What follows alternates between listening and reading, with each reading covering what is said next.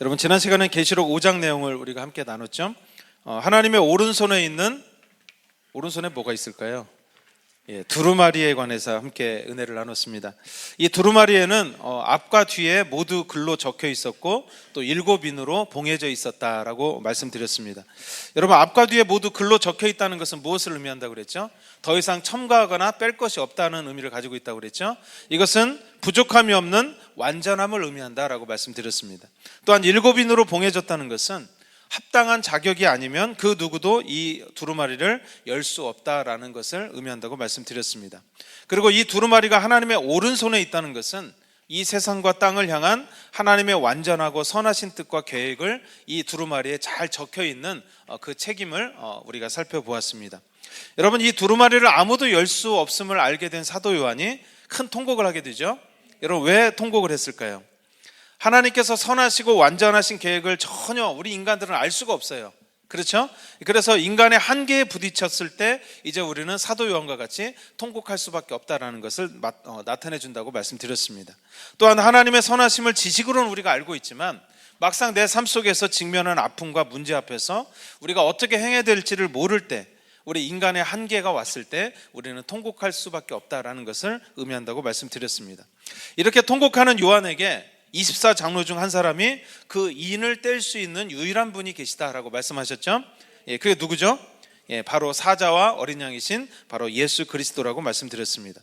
예수님은 십자가에 달리시고 피 흘리시고 또 피 흘리시고 십자가에 돌아가심으로 우리에게 주신 귀한 선물이 있죠. 그게 뭘까요? 그렇죠. 하나님과 인간 사이에 막힌 담을 허무셨어요. 그리고 하나님과의 친밀함과 교제를 회복하셨다고 하는 것이죠. 또한 인간이 성령님이 거하실 처소, 성전이 될 수 있는 길을 열어주셨습니다. 여러분, 그 열매로 우리는 성령님의 인도함을 받아서 성령님의 지혜를 얻을 수 있고 성령님의 통찰력을 얻을 수 있게 되었습니다. 또 하나님과의 친밀함의 회복으로 신뢰와 믿음을 우리가 마음에 가질 수 있게 되었습니다. 이제는 더 이상 우리가 상황에서 막히거나 위기의 상황에서 이제는 사도 요한이 했던 것과 같이 통곡할 필요가 없죠.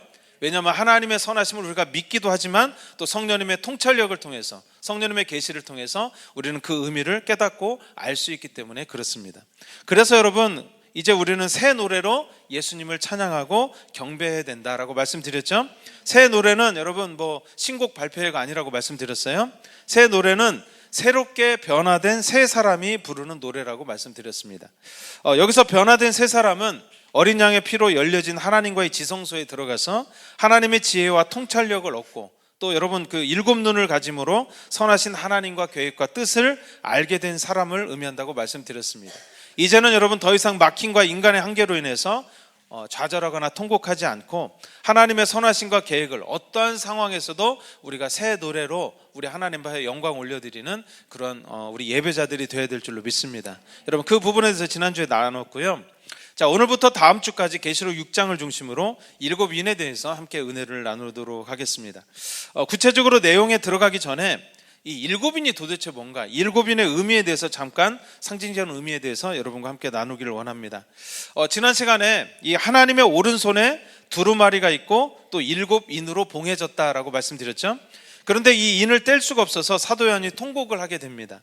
그 사도 요한의 통곡은 앞에서 말씀드린 대로 완전하신 뜻과 계획을 알지 못하는 인간의 한계를 의미한다고 말씀드렸죠. 자, 인간의 눈으로 볼 때는 이 땅의 모습이 하나님의 말씀과 정의는 땅에 떨어진 것처럼 보일 때가 있어요. 또 악함만으로 가득할 수 있게 보일 수 있습니다. 하지만 믿음을 가진 하나님의 자녀들은 그래서 여러분 이 땅을 살아갈 때 어때요? 힘들고 고통스러울 수밖에 없죠. 이러한 상황에서 사자와 어린 양이신 예수님께서 하나님의 오른손에 있는 두루마리를 취하시고 7인을 이제 하나씩 떼기 시작하시죠. 예수님께서 7인을 떼시는 목적이 무엇일까요? 이 땅을 향한 하나님의 온전하신 뜻이 이루어지고 성취되게 하기 위해서 7인을 떼시는 것입니다. 그런데 7인의 내용을 자세히 이제 나누겠습니다만 7인을 떼질 때마다 여러분 좋은 게 오는 게 아니죠. 7인을 뗄 때 보면 이 땅을 향한 여러 가지 재앙들과 또 고통들이 찾아오는 것을 우리가 알 수가 있습니다. 여러분, 이 땅에 여러 가지 재앙들이 일어나는 것과 하나님의 온전하신 뜻이 이루어지는 것과는 과연 어떤 관계가 있을 것인가? 이게 참 중요할 것 같아요. 하나님은 이 땅에 일어나는 여러 가지 재앙들과 고통들을 통해서 인간의 한계를 보게 하십니다. 그리고 하나님을 찾고 구하면서 하나님께로 돌아오게 하는 기회의 문으로 사용하신다고 하는 것입니다. 여러분, 이 땅에서의 고통과 아픔은요, 하나님께로 돌아오는 손짓이고 또 기회라는 것을 우리는 알아야 됩니다. 이것은 우리의 개인의 삶에도 마찬가지죠. 여러분, 왜 우리에게 고난과 환난이 허용이 됩니까? 우리 인간적인 힘의 한계를 경험하고 세상적인 것, 인간적인 것을 붙잡았던 손을 놓고 하나님의 손을 붙들기 위함인 것입니다. 그래서 자주 말씀드리지만, 고통은 힘들고 피하고 싶은 것이지만 고통을 통과할 때만이 하나님을 향한 우리의 믿음이 더욱 간절해지고 순수해지고 깨끗해질 수 있다라고 말씀드리는 것입니다. 그런 의미에서 일곱인도 마찬가지예요. 일곱은 여러분 완전수죠. 하나님께서 이 땅에 주시는 완전하신 기회, 하나님께서 돌이킬 수 있는 완전하신 손을 내미신 것을 상징적으로 나타내 준다고 볼 수 있습니다. 자, 인이라는 것은 또한 앞으로 나누게 될 나팔과 좀 대조해서 그 의미가 좀 이제 우리가 해석해 봐야 되는데요. 나팔은 어때요? 이렇게 우리 막 부는 거죠. 뭐 쇼파로도 나팔이고 뭐 앞에 나팔도 부는데, 나팔의 의미는 믿음을 가진 사람이든 믿음을 가지지 않은 사람이든 들을 수 있고 깨달을 수 있다는 것을 의미합니다. 나팔은 이 땅에 일어나는 아픔과 재앙들을 볼 때 사람들이 그러는 거죠. 하나님이 정말 계셨구나, 하나님이 정말 살아계셔서 정말 이렇게 경고하시고 메시지를 주신다라는 것을 교회 안 다니고 하나님을 모르는 사람도 다 알 수 있다는 의미를 가지고 있습니다.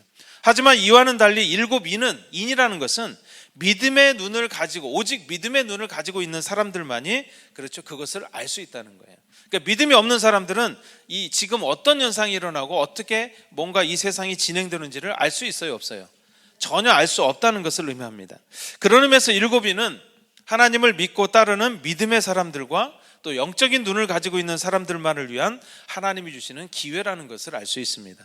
일곱인은 교회를 다니고 또 여러분 종교 생활을 하는 사람들조차도 그 뜻을 알 수가 없고 깨달을 수 없을 수 있음을 표현해주고 있는 것입니다.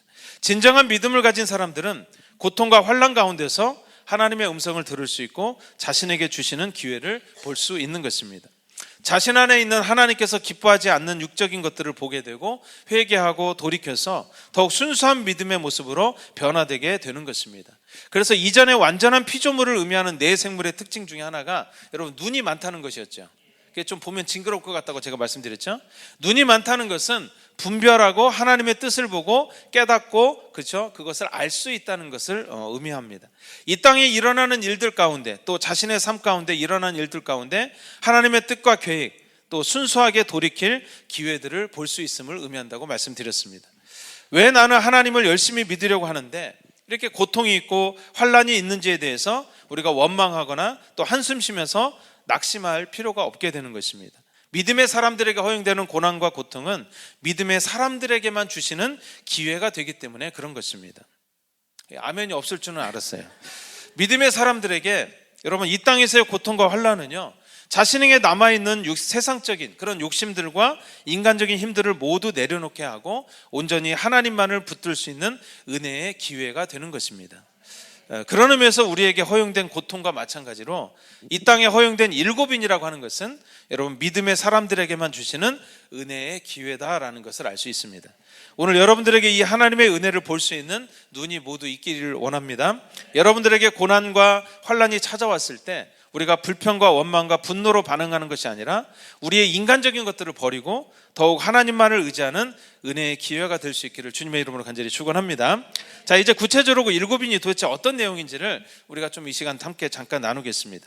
자, 오늘 본문 1절 2절 같이 다시 한번 읽어볼까요? 앞에 있습니다. 시작. 내가 봄에 어린 양이 7인 중에 하나를 떼시는데 그때 내가 들으니 내 생물 중에 하나가 우레소리같이 말하되 오라 하기로, 이에 내가 보니 흰 말이 있는데 그 탄 자가 활을 가졌고 멸류관을 받고 나아가서 이기고 또 이기려고 하더라. 자, 오늘 보면 6장부터는요 하나님의 오른손에 있는 이 두루마리를 취하신 사자와 어린 양이신 예수님께서 이제 7인을 하나씩 떼시는 내용이 기록되어 있습니다. 이 사자와 어린 양이신 예수님께서 이제 첫 번째 인을 떼시죠. 자, 그러자 네 생물 중에 하나가 우레소리같이, 우레소리라는 것은 여러분 천둥소리죠. 천둥소리같이 오라라는 말은 나와라 이 말이에요. 자, 나오라고 했을 때 이제 뭐가 하나 나오죠. 예, 뭐가 나오죠? 그렇죠, 흰 말이 나옵니다. 여러분 6장 1절에서는 네 생물 중에 하나라고 이렇게 기록이 되어 있는데 3절에서는 둘째 생물이라고 되어 있죠. 그리고 여러분 5절에 보면 셋째 생물이 차례대로 이렇게 나와요. 그래서 이 첫 번째, 이 첫째 인이 띄어질 때 여러분 오라라고 이렇게 외쳤던 첫째 생물이 누구냐? 바로 사자의 모습을 한 네 생물 중에 사자의 얼굴을 한 그런 생물임을 알 수가 있습니다. 여러분 사자의 얼굴을 한 첫째 생물이 나오라라고 외쳤을 때 여러분 흰 말을 탄 자가 나왔죠. 여러분 흰 말은 보통 여러분 어때요? 좋아요, 안 좋아요? 그렇죠. 좋은 의미죠. 흰 말은 여러분 뭐 나중에 나누겠습니다만 계시록 19장의 11절에 보면 예수님께서 재림하실 때 흰 말을 타고 오십니다. 그렇죠? 그리고 또한 19장 14절에 보면 하늘의 군대들도 함께 예수님과 함께 오는 군대들도 흰 말을 타고 예수님을 따르는 모습이 계시록에 기록되어 있습니다. 흰색은 검은색과 좀 반대되는 개념이죠. 그래서 악과 대비되어서 굉장히 좋은 의미를 가지고 있습니다. 하지만 여러분 앞에서 제가 7인은 이 땅에 찾아오는 고통과 아픔을 의미한다 이렇게 말씀드렸죠. 여러분 좋은 것이 오는 것은 아픔이 아니잖아요. 여기서 그래서 흰 말은 여러분 좋은 의미가 아닙니다. 무언가 좋은 것으로 가장하고 그저 속이고 있음을 의미한다고 볼 수 있습니다. 계속 보겠습니다. 2절을 보시면 흰 말을 탄 자가 뭘 가졌죠? 활을 가졌다고 말하고 있죠. 여러분 성경에서 보통 활은 좋지 않은 의미로 사용이 됩니다. 왜냐하면 활이라는 무기 자체가 여러분 숨어서 멀리서 몰래 쏘는 것을 의미하기 때문에 그렇습니다. 우리 에베소서 6장 16절 말씀 한번 읽어볼까요? 앞에 있습니다. 시작. 모든 것 위에 믿음의 방패를 가지고 이로써 능히 악한 자의 모든 불화살을 소멸하고. 네, 에베소서에서도 악한 자, 어둠의 영들이 믿음의 사람들을 향해서 뭘 쏜다고 그러죠? 불화살을 쏜다고 그러잖아요. 그죠? 여기도 화살이 나오죠? 그래서 우리 믿음의 사람들은 뭐가 필요해요? 화살을 막으려면 믿음의 방패가 필요하다라고 이렇게 사도 바울이 강조하고 있습니다. 이처럼 성경에서 활은 대부분 무언가 잘못되고 속이는 원수들이 사용한 무기로 많이 사용이 되었습니다. 또한 면류관을 받았다고 오늘 본문에 기록하고 있죠. 면류관은 이기고 승리할 때 받는 그런 이제 월계관 같은 그런 관을 의미한다고 말씀드렸습니다. 여러분 우리도 이 땅에서 끝까지 잘 마치고 이기고 승리할 때 우리도 면류관을 받게 될 줄로 믿습니다. 근데 여기서 면류관은 주님으로부터 받은 면류관이 아니라는 거죠. 스스로 위장하고 속이기 위해서 자기가 자기한테 면류관을 준 거예요. 그렇죠? 자, 고린도후서 11장 14절 말씀 한번 읽어보겠습니다. 앞에 있습니다. 시작. 이것은 이상한 일이 아니니라. 사단도 자기를 광명의 천사로 가장하나니. 예, 그러므로 오늘 본문 1절과 2절에 등장하는 흰 말을 탄 사람이 누구냐? 누굴까요? 그렇죠. 마치 예수님처럼 또 그리고 아름다운 천사처럼 가장하는 적그리스도를 의미한다고 볼 수 있습니다. 이와 관련해서 예수님께서 제자들에게 하신 말씀 마태복음 24장 3절에서 5절까지 말씀도 함께 읽어보겠습니다. 앞에 있습니다. 시작. 예수께서 감난산 위에 앉으셨을 때 제자들이 조용히 와서 이르되 우리에게 이르소서 어느 때 이런 일이 있겠사오며 또 주의 임하심과 세상 끝에는 무슨 징조가 있사오리이까. 예수께서 대답하여 이르시되 너희가 사람의 미혹을 받지 않도록 주의하라. 많은 사람이 내 이름으로 와서 이르되 나는 그리스도라 하여 많은 사람을 미혹하리라. 네, 예수님의 제자들이 마지막 때의 징조에 대해서 묻죠. 그때 예수님이 제일 먼저 무엇을 말씀하셨습니까? 사람의 미혹, 자기 스스로 그리스도라고 말하는 거짓 그리스도에 대해서 말씀하셨다는 것이죠. 데살로니가후서 2장 3절 말씀도 한번 읽어보겠습니다. 앞에 있습니다. 시작. 누가 어떻게 하여도 너희가 미혹되지 말라. 먼저 배교하는 일이 있고 저 불법의 사람 곧 멸망의 아들이 나타나기 전에는 그날이 이르지 아니하리니. 예, 데살로니가후서 말씀에서도 멸망의 아들이란 말이 나오죠. 여기도 여러분 바로 거짓 그리스도, 적 그리스도를 의미하는 것입니다. 이 땅의 마지막은 여러분 눈에 보이는 천재지변이나 재난이나 여러분 이런 것으로 시작하는 것이 아니라는 것입니다. 이 땅의 마지막은요, 하나님을 향한 신뢰와 믿음을 지키지 못하고 거짓된 그리스도를 믿게 되면서 시작되고 있는 것을 우리에게 보여줍니다. 이것을 데살로니가 후서에서는 배교한다, 주님을 배신한다 이렇게 말씀하고 있는 것이죠. 모든 문제와 재앙의 시작이 무엇입니까? 그것은 바로 하나님을 잃어버리는 것, 믿음의 타락에서부터 시작되는 것입니다. 여러분 지금 적그리스도에 해당되는 것이 무엇일까요? 오늘날 여러분 불교도 적그리스도의 영입니다. 그렇죠? 그다음에 이슬람교 등과 같이 하나님을 믿는 것을 대체하는 모든 종교들이 바로 적그리스도라고 볼 수 있겠죠. 또한 여러분, 하나님을 부정하는 공산주의와 같은 거, 옛날에 뭐 막시즘도 마찬가지고요. 이런 것도 다 여러분, 그 사상들도 결국은 적그리스도의 영이 함께 역사하고 있는 것이라고 우리가 볼 수 있습니다. 적그리스도, 거짓 그리스도는 자신이 재림 예수이고 그리스도라고 주장하는 사람들을 의미하기도 하지만, 하나님을 믿는 믿음을 대신해서 사람들의 마음을 붙잡고 미혹하는 종교들과 사상들이 모두 적그리스도, 바로 거짓 그리스도인 것입니다. 여러분, 왜 하나님은 이 땅에 이러한 거짓된 그리스도, 적그리스도를 허용하시는 것일까요? 왜 그럴까요? 여러분, 일곱인을 떼시는 목적이 뭐라고 그랬어요? 이 땅에 하나님의 온전한 목적을 나타내기 위해서라고 그랬죠. 근데 그 모습이요, 나타내려면 뭔가 좋은 걸 주셔야 되는데 이 적그리스도를 허용하신다는 거예요. 그러면 적그리스도를 왜 하나님은 이 땅에 허용하시는 것일까? 여러분, 그것들을 통해서는 진정한 평안과 기쁨과 회복과 구원이 없음을 깨닫게 하기 위해서 그렇게 허용하신 것입니다. 오직 하나님만이 진정한 위로와 회복을 주실 수 있음을, 그저 유일한 분이심을 우리에게 알려주시기 원하시는 것입니다. 저는 오늘 말씀을 준비하면서 사람의 미혹이다라는 말이 좀 크게 보였습니다. 왜냐하면 예수 그리스도의 대체물이 여러분 꼭 사이비 교주나 다른 종교들만이 아니라 작게는 우리가 하나님 대신에 의지하는 인간적인 사람일 수 있기 때문에 그런 것입니다. 여러분, 왜 적그리스도, 거짓 그리스도라고 이렇게 말하는 것입니까? 그리스도에게서 떠나게 하고 그리스도를 의지하지 못하게 하는 역할을 하기 때문에 그런 것입니다. 그런 의미에서 사람의 미혹은 하나님과 분리시키고 믿지 못하게 하는 다른 종교나 사상들을 의미하기도 하지만, 저는 또한 다른 사람과의 인간관계에서 하나님을 연결시키지 않고 자기 자신에게 집중시키고 연결시키는 솔타이라고 하죠. 우리 혼적인 그 결소, 이것도 해당된다라는 그런 마음이 좀 많이 들었습니다. 하나님이 빠진 인간관계는 항상 여러분 상처와 분열로서 열매를 남기게 됩니다. 인간은 하나님처럼 완전할 수 없고 자신의 이용과 이익을 위해서 이용하기 때문에 그렇습니다. 그런 의미에서 하나님이 아닌 인간에게 연결되는 혼적인 묶임도 적그리스도의 시작이고 출발일 수 있다라는 생각이 오늘 말씀을 준비하면서 참 많이 들었습니다.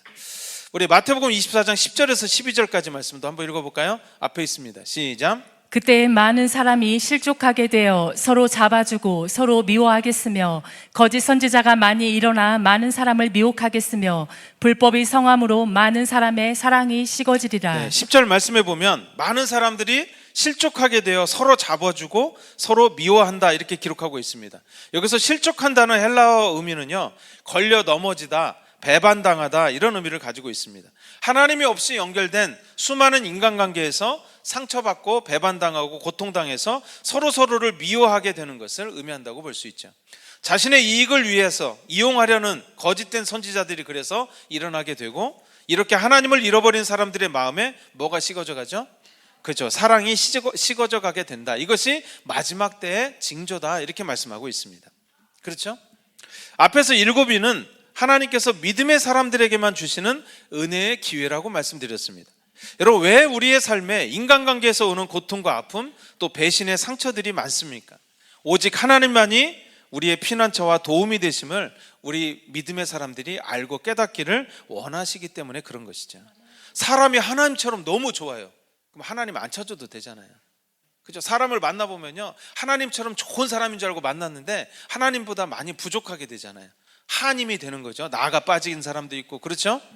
그래서 여러분들, 그걸 통해서 우리는 뭘 깨달아요? 아, 내가 정말 의지하고 내가 정말 피난처와 같이 위로받을 수 있는 분은 오직 하나님 한 분뿐이구나 라는 것을 우리가 깨닫게 되는 것입니다. 시편 46편 1절에서 3절 말씀 한번 읽어볼까요? 자, 우리 같이 읽어봅니다. 시작. 하나님은 우리의 피난처시오 힘이시니 환난 중에 만날 큰 도움이시라. 그러므로 땅이 변하든지 산이 흔들려 바다 가운데에 빠지든지 바닷물이 솟아나고 뛰놀든지 그것이 넘침으로 산이 흔들릴지라도 우리는 두려워하지 아니하리로다. 네, 어린 양이신 예수님께서 첫째 인을 떼실 때 네 생물 중에 첫째 생물이 그죠, 오라라고 외쳤다고 그랬죠? 그 첫째 생물이 뭐라고 그랬어요? 사자의 얼굴을 한 생물이 오라라고 외친 것이라고 그랬죠? 여러분, 이것도 특별한 의미가 있습니다. 사자는 담대함과 용맹함을 상징적으로 나타내 줍니다. 우리가 인간적인 것, 솔타이 된 사람이 아니라 오직 하나님만을 의지하고 붙잡을 때에 땅이 변하든지 산이 흔들려 바다 가운데 빠진다고 할지라도 두려워하지 않게 될 것임을 우리에게 보여주고 있는 것입니다.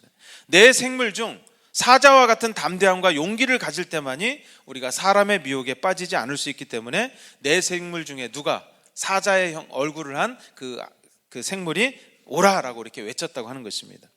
여러분들에게 오직 하나님만이 피난처가 되고 환난 중에 만나는 큰 도움이 될 수 있기를 주님의 이름으로 간절히 축원합니다. 자, 계속해서 오늘 보면 3절 4절을 계속 같이 읽어볼까요? 앞에 있습니다. 시작. 둘째 인을 떼실 때에 내가 들으니 둘째 생물이 말하되 오라 하니 이에 다른 붉은 말이 나오더라. 그 탄자가 허락을 받아 땅에서 화평을 제하여 버리며 서로 죽이게 하고 또 큰 칼을 받았더라. 자, 이제 예수님께서 두 번째 인을 떼시죠. 자, 둘째 인이 떼어질 때 이번에는 어떤 말이 나오죠? 붉은 말이 나옵니다. 여러분, 붉은색은 희생과 피 흘림을 상징적으로 나타냅니다. 결국 붉은 말은 사람들의 피를 흘리게 하는 일이 일어난다라는 것을 의미한다고 볼 수 있습니다. 또한 붉은 말은 땅에서 화평을 제하여 버리고 서로 죽이게 하고 또 큰 칼을 받았더라, 이렇게 오늘 말씀에 기록하고 있죠. 평화가 사라지고 사람들을 죽이고 피를 흘리게 하는 것이 무엇입니까? 그렇죠, 바로 전쟁인 것입니다. 큰 칼도, 여러분, 여기서 큰 칼은 원어적인 의미로 보면 도살할 수 있는 칼이에요. 그죠? 뭔가를 살해하고 죽이는 칼을 의미합니다. 그러니까 어마어마한 살상용 무기를 상징적으로 의미합니다. 이 두 번째 인을 떼실 때 오라고 외친 둘째 생물이 뭘까요? 여러분, 송아지입니다. 송아지. 이 송아지의 모습은 어떻게 하면 우리가 전쟁을 막을 수 있는지를 보여주고 있다고 볼 수 있습니다. 하나님의 뜻 안에서 우리가 낮아지고 섬기는 희생의 모습이 있을 때 우리는 전쟁을 피할 수 있을 것입니다. 사자의 모습도 송아지의 모습도 여러분 모두 주님과의 친밀한 관계가 있을 때만 나올 수 있는 모습입니다. 마지막 때가 가까울수록, 주님의 재림이 가까울수록, 하지만 사람들은 하나님과 점점 멀어지죠. 그리고 하나님과의 교제가 없어지기 때문에 점점 잔인해지고 난폭해지고 자신만의 이익을 생각하게 됩니다. 그렇게 서로가 서로를 미워하게 되고 대적하게 되는 것입니다. 여러분, 전쟁의 시작은 뭐냐? 바로 분열이라고 볼 수 있습니다. 그렇죠? 왜 항상 하나 되지 못하고 사람들은 분열하고 싸우게 됩니까? 하나님과의 교제가 또 관계가 없기 때문에 그런 것이고요. 하나님의 성품이 그 안에 형성되지 못했기 때문에 그런 것입니다. 오늘 본문 4절을 보시면 이 전쟁을 허락받았다라는 그런 표현이 나오죠. 누가 허락했을까요? 그렇죠, 하나님이 허락했다는 얘기예요. 여러분, 이것은 하나님의 주권 아래서 모든 일이 일어나는 것을 의미하는데, 여러분, 이것은 하나님께서 피를 흘리고 서로를 죽이게 하셨다는 것에 초점이 있는 것이 아닙니다. 왜냐하면 하나님은 항상 선하시기 때문에 그렇습니다. 그렇게 이러한 전쟁과 같은 환난에 하나님은 피할 길을 반드시 주시기 위해서 여러분 그 전쟁을 허용하셨다는 것을 그저 우리에게 초점을 맞춰서 얘기하고 있는 거죠. 이와 관련해서 여러분들이 잘 아시는 말씀, 고린도전서 10장 13절부터 14절 말씀을 함께 나누겠습니다. 앞에 있습니다. 시작. 사람이 감당할 시험 밖에는 너희가 당한 것이 없나니 오직 하나님은 미쁘사 너희가 감당하지 못할 시험 당함을 허락하지 아니하시고 시험 당할 즈음에 또한 피할 길을 내사 너희로 능히 감당하게 하시느니라. 그런즉 내 사랑하는 자들아 우상 숭배하는 일을 피하라. 네, 여기도 보면은 우리가 시험 당할 때 하나님은 반드시 동시에 뭘 주신다고 그래요? 피할 길. 그러니까 시험의 목적이 있는 게 아니죠. 하나님은 그 피할 길로 들어오는 것에 목적이 있으시다는 거죠. 그리고 여러분 마지막 절 14절에 보면 그런즉 그랬어요. 피할 길이 무엇이라는 거죠? 우리가 가지고 있는 우상들을 버리고 하나님께로 돌아오는 것이라는 것입니다. 그러니까 하나님이 피할 길이 되시는 거죠. 우리의 죄악으로 인해서 시험과 환난이 찾아올 수 있지만 하나님은 그것으로 인해서 죄를 떨쳐버리고 더욱 주님께 가까이 나오기를 원하시는 피할 길을 주신다고 말씀하고 있는 것입니다. 여러분, 세상 곳곳에 분열이 있고 전쟁이 있을 때마다 우리는 더욱더 눈을 크게 열어서 피할 길이 되시는 하나님께로 우리의 마음을 돌이켜야 될 줄로 믿습니다. 이것이 하나님께서 이 땅에 전쟁을 허용하시는 목적이라는 걸 알 수가 있어요. 자, 계속해서 오늘 본문 5절 6절을 같이 읽어볼까요? 앞에 있습니다. 시작. 셋째 인을 떼실 때에 내가 들으니 셋째 생물이 말하되 오라 하기로 내가 보니 검은 말이 나오는데 그 탄자가 손에 저울을 가졌더라.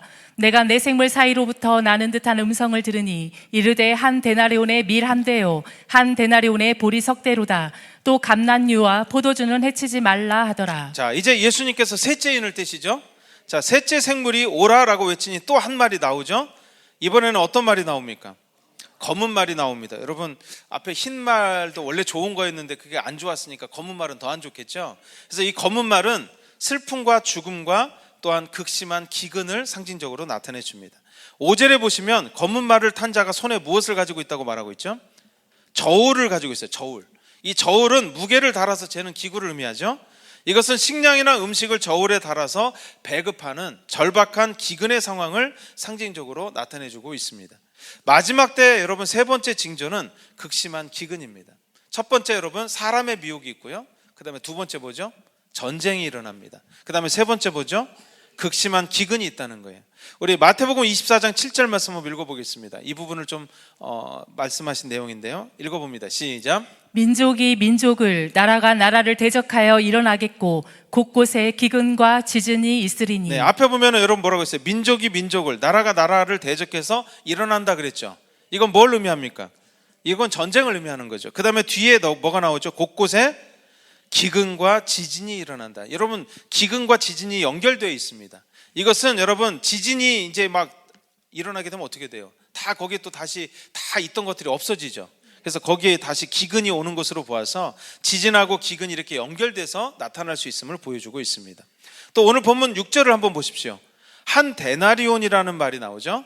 여기 데나리온은 이때 당시 노동자의 하루 품삯에 해당됩니다. 한 데나리온에 밀 한 대고 한 데나리온에 보리 석 대다 그랬죠. 지금 뭐 한 대, 두 대 이런 말 잘 안 쓰는데 여러분 이때 이것을 이제 제가 자료를 찾아보니까 이 정도면 이때 당시에 물가 수준으로 볼 때 12배에서 16배 정도 된대요. 그러니까 이 한 데나리온에 밀 한 대고 보리 석 대면 그 물가가 16배가 오르는 거죠.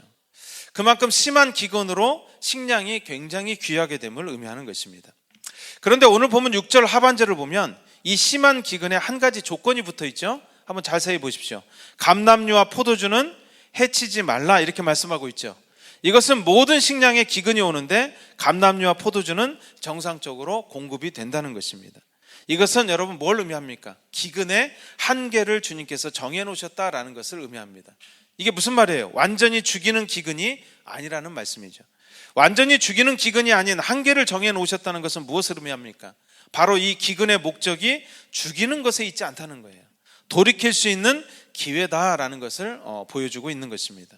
앞에서 이미 말씀드렸듯이 일곱이는 믿음의 사람들에게만 주시는 은혜의 기회입니다. 여러분들이 잘 아시다시피 하나님은 여러분 참 욥도 우리가 욥을 이렇게 나는 욥처럼 살고 싶어 이런 사람 한 사람도 없더라고요. 그렇죠. 제가 보니까. 근데 욥이요 마지막이 참 좋았거든요. 그렇죠. 여러분도 마지막이 좋으시길 바랍니다. 욥처럼 되기 원하십니까? 그래도 싫어요. 그죠? 마지막이 좋은 건 좋은데. 여러분 하나님은 그죠? 욥에게 고난을 허용하셨는데 그 고난도 여러분 한계를 정해 놓으셨다는 거예요. 자, 우리 욥기서 1장 12절 말씀 한번 읽어볼까요? 앞에 있습니다. 시작. 여호와께서 사단에게 이르시되 내가 그의 소유물을 다 내 손에 맡기노라. 다만 그의 몸에는 내 손을 대지 말지니라. 사단이 곧 여호와 앞에서 물러가니라. 자, 여기 보니까 사단에게 허용하신 부분이 있지만 몸에는 손대지 마라 이렇게 말씀하시죠. 고난의 한계를 정해 놓으셨다는 거예요. 또 욥기서 2장 6절 말씀 보겠습니다. 앞에 있죠. 읽어봅니다. 시작. 여호와께서 사단에게 이르시되 내가 그를 내 손에 맡기노라. 다만 그의 생명은 해하지 말지니라. 여기도 보니까 그의 생명은 해하지 마라, 죽이지 말라. 결국 뭐예요? 이것도 한계가 있다는 거죠. 여러분 완전히 죽이는 것이 아니고 한계를 정해놓았다는 것은 바로 다른 목적이 있다는 것을 의미합니다.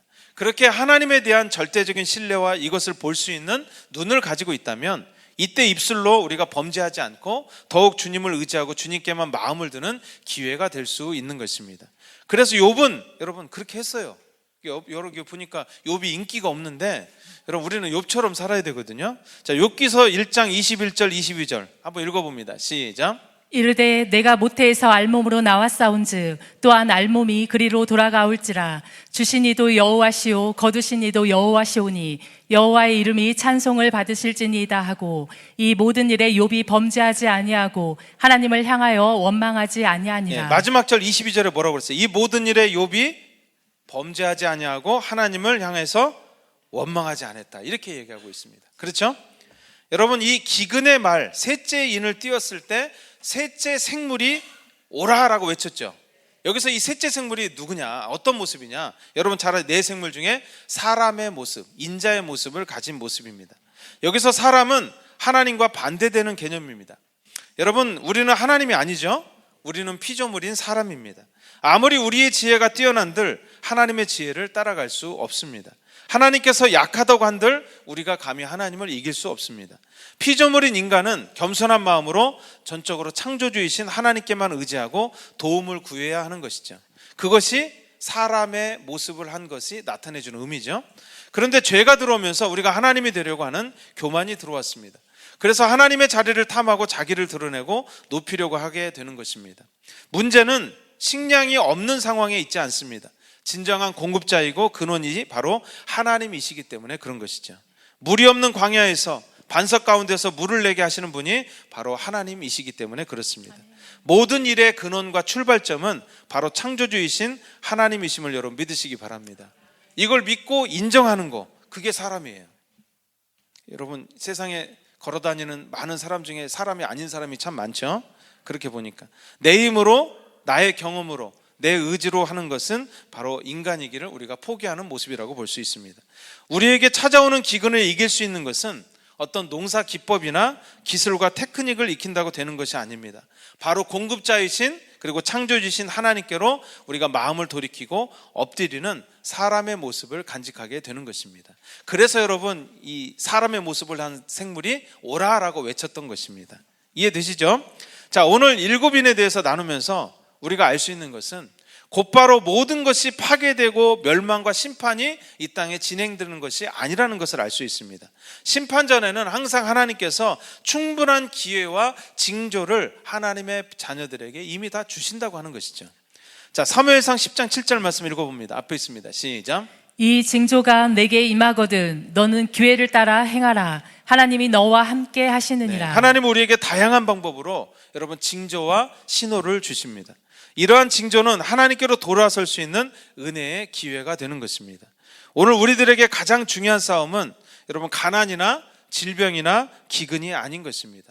그것은 하나님을 잃어버리고 하나님이 없이 살아가는 것. 여러분, 그것이 우리가 싸워야 될 정말 영적인 전쟁의 본질이라고 볼 수 있습니다.